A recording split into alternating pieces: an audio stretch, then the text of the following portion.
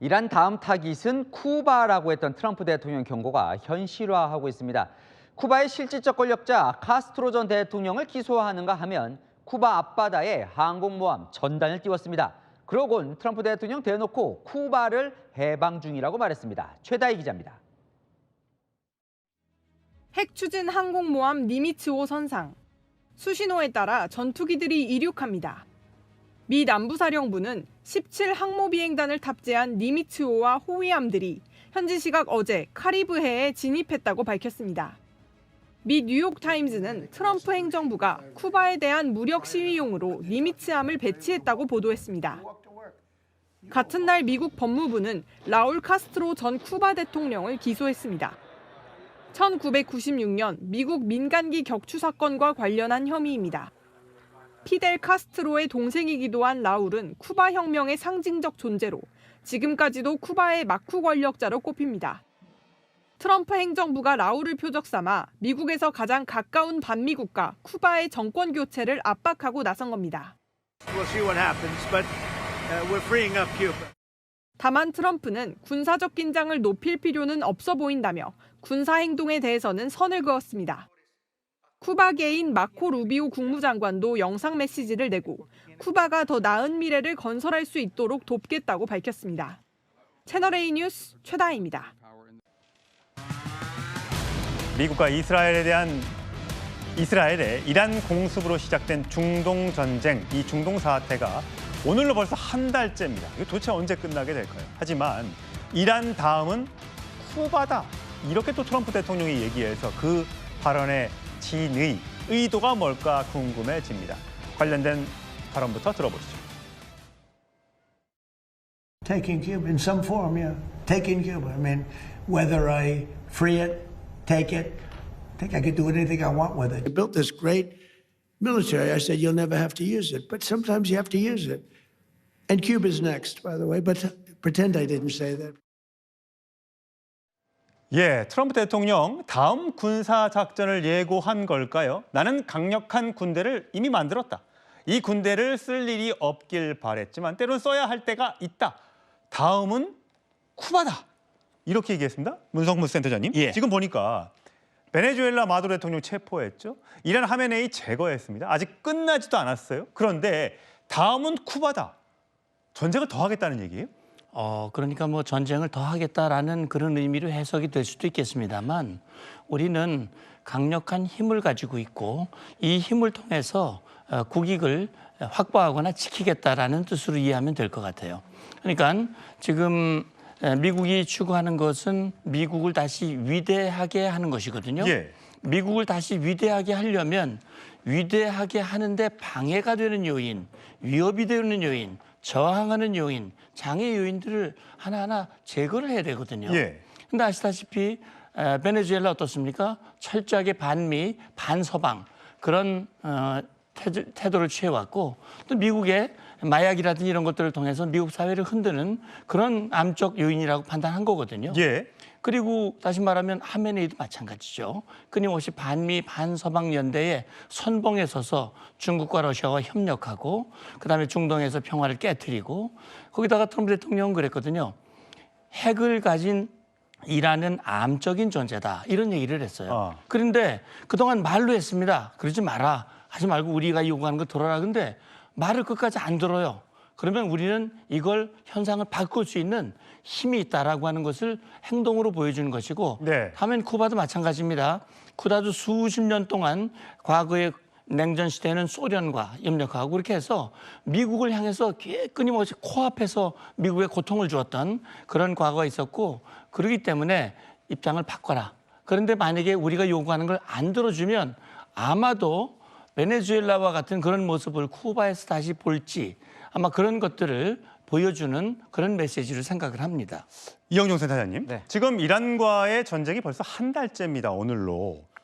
아직 이란 전쟁도 지금 협상이 진행 중이다. 뭐 아니다. 이건 뭐 작전상 후퇴다. 뭐 등등 여러 가지 말들이 많은데 사실 이란도 그렇지만 미국도 지금 개전 이래 한 40조 원의 돈을 투자해서 무기들을 막 만들려고 더 이상 이제 무기도 바닥날 미국도 지금 네. 공급이 안 되고 있다라는 얘기를 지금 들리는 상황이에요.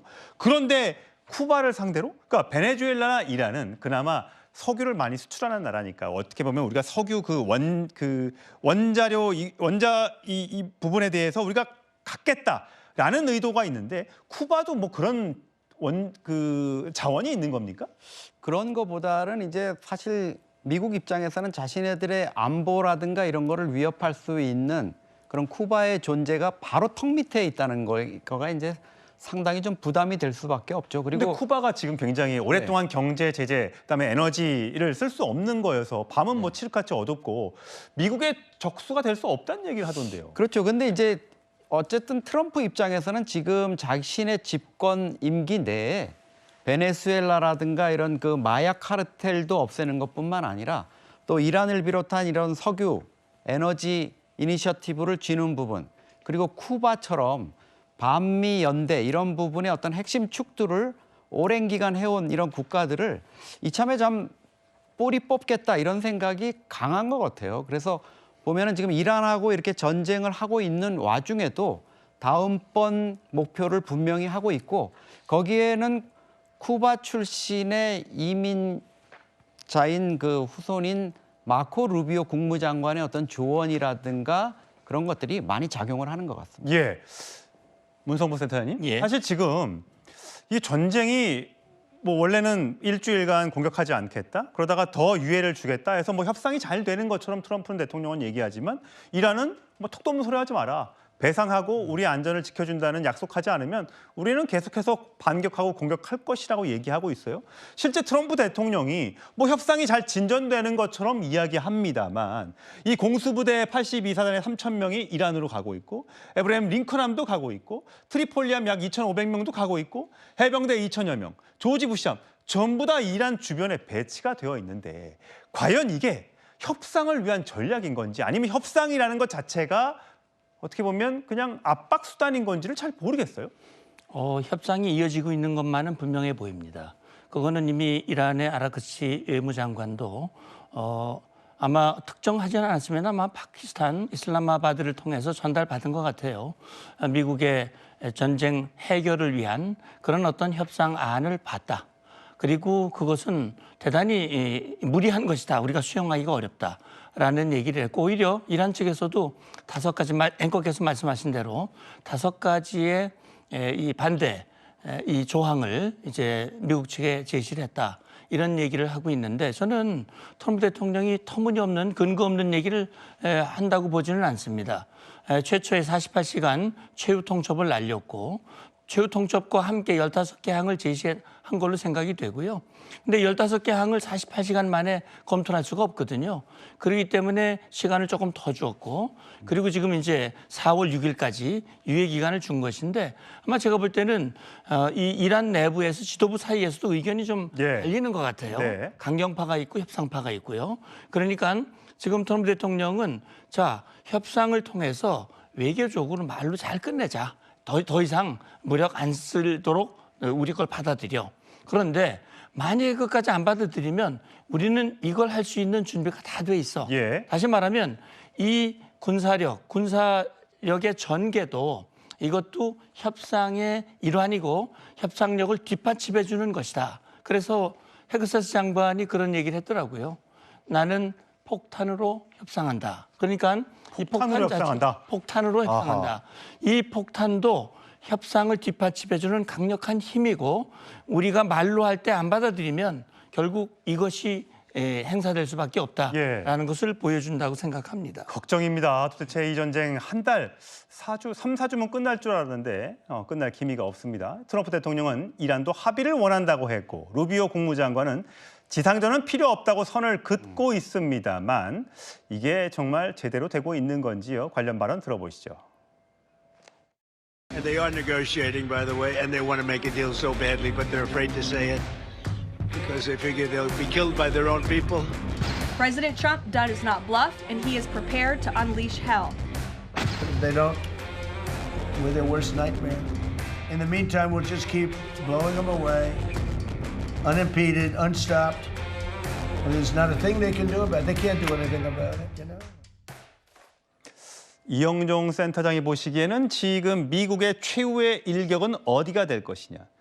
하르그 섬이 될 것이냐, 라라크 섬이 될 것이냐, 호르무즈 동쪽 선박에서 납포를 할 것이냐, 뭐 이런 몇 가지 시나리오가 검토되고 있다는데 가능성 얼마나 보세요? 트럼프 입장에서는 지금 하르그 섬을 침공하는 부분, 이 부분을 가장 기본으로 두고 있을 겁니다. 트럼프가 무려 40년 전에 저 하르그 섬을 점령해야 된다는 얘기를 할 정도로 집착도 강하고 하르그 섬이 이란 경제 또 석유 이니셔티브에서 얼마나 중요한지를 잘 알고 있거든요. 근데 이제 그게 여의치 않다 이러면은 바로 호르무즈 해협의 핵심 지역에 있는 라라크 섬이라든가 아부무샤 그리고 대툰부, 소툰부 여기를 점령해 가지고 이제 호르무즈 해협의 어떤 항행의 자유 이런 거를 확보하는 부분이 있는데요. 사실 지금 가능성 부분에서 제가 보기에는 18,000명 정도의 병력을 이 지역에 집결시켰다 이렇게 보면은 이거는 어떤 좀 위협을 하기 위한 이 정도 수준을 훨씬 넘어선 게 아닌가 이렇게 생각이 듭니다.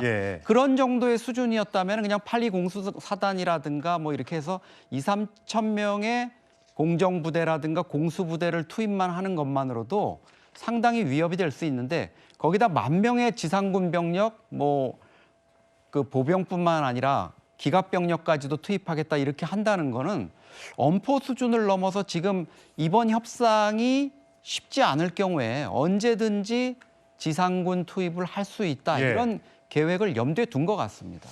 사실 금융시장이 트럼프 대통령의 공격 유예 발언 등으로 잠시 반등하는 것처럼 보였다가 다시 미국 증시 등등이 급락하고 있는 걸 보면 트럼프 대통령에 대한 발언에 대한 진위 여부에 대해서 많은 투자자들이 의심을 하고 있는 것 같습니다. 자, 이런 불확실성의 시대 언제 끝나게 될까요? 자, 근데 여기서 한 발 더 나아갔습니다. 아직 이란과의 전쟁이 끝나지도 않았는데 트럼프 대통령이요.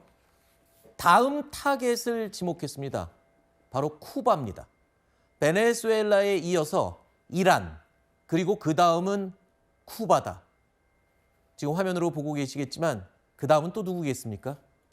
당연히 또 김정은이 언급이 될 수밖에 없겠죠. 왜냐하면 이게 모두 미국이 적대 국가라고 지적한 이른바 깡패 국가야라고 지적한 나라들을 순서대로 지금 하나씩 타겟 삼고 있네요. 네.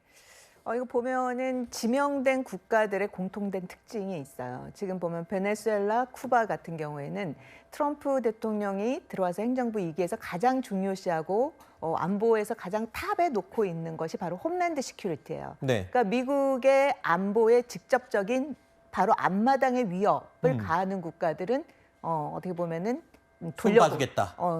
돌려놓겠다라는 입장이 굉장히 강했었던 거죠. 그래서 베네수엘라, 이제 쿠바인 거고, 베네수엘라 같은 경우에는 그거를 미국의 직접적인 위협을 가하는 게 이제 마약이라는 그런 수단이 있었다면, 이 지금 같은 경우 이란 같은 경우에는 바로 핵무기였죠. 핵이 있고, 또 하나는 베네수엘라랑 이란의 또 공통점은 둘 다 석유 생산국이라는 거죠. 그런 측면에서 미국이 친미 국가와 친서방 국가와의 그런 협력을 하게 된다면 결국에는 미국의 경제적인 이익, 그러니까 경제적 안보 부분까지 보장이 된다라는 측면에서 굉장히 공세적인 외교 정책을 취하는 거라고 볼 수가 있고요. 그다음에 이제 쿠바 같은 경우에 다시 말씀드리자면 그는 이제 홈랜드 시큐리티와 관련된 부분인 거고, 그다음에 만약 북한이 된다면 또 핵 문제에 해당된다라는 거라고 볼 수가 있겠죠. 지금 이란 전쟁이 한참 진행 중인데 벌써 쿠바 얘기를 하는 걸 보면 이 순서면은 정말 빠른 시간 안에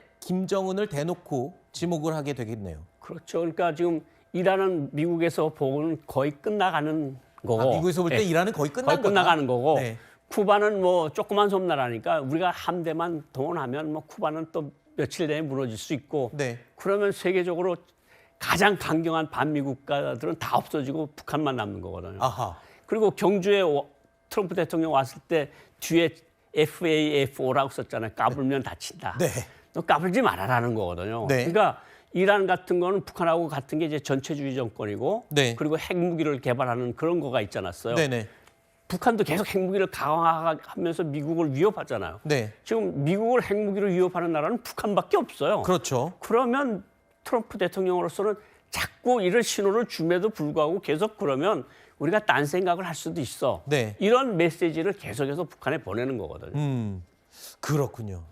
자, 그런데요. 지금 이란 전쟁이 한참 진행되면서 우리 K국방이 또 주목을 받고 있죠. 어제도 저희가 잠깐 말씀을 드렸는데 지금 아랍에미리트에 배치된 우리의 방공 무기 천궁2 미사일 명중률이 무려 96%에 달하는 것으로 증명이 됐습니다. 전 세계가 보는 가운데 입증이 됐습니다. 자, 지금 아랍에미리트에서는요. 난리가 났습니다. 이것 좀 빨리 좀 더 달라고, 빨리 더 팔으라고 요청을 하고 있습니다. 하지만 다른 중동 국가인 사우디아라비아도 이라크도 계약을 체결했고 이들도요. 조기 납품을 요구하고 있습니다.